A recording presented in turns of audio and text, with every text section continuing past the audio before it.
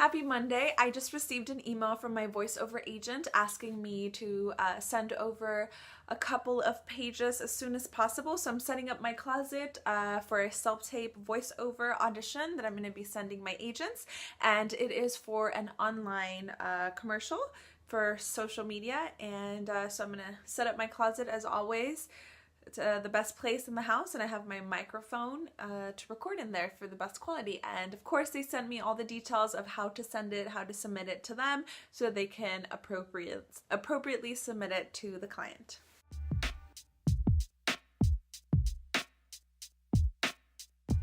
All right, so I have everything set up. I've read it a couple of times out loud, but I want to get a little bit more familiar with it since it is in Spanish. It's not as easy for me to read as English.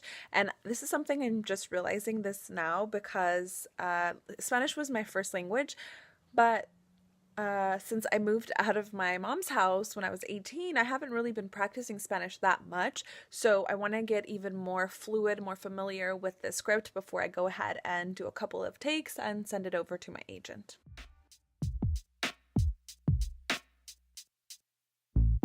All right, I'm all done recording. I think it went pretty well. I read it like 4 times and I was like, okay, I got it. I can do this very easily and smoothly.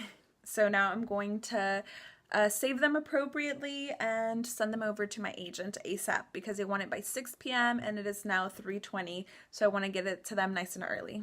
So it's Thursday, and long story short, I agreed to do a very quick commercial for a friend. He's a writer, and he's an online friend. I'm going to meet him today for the first time, but we basically connected through a Facebook group to in the future do different films because, like I said, he's a writer, and so we agreed to do some kind of collaboration for YouTube and films and stuff like that.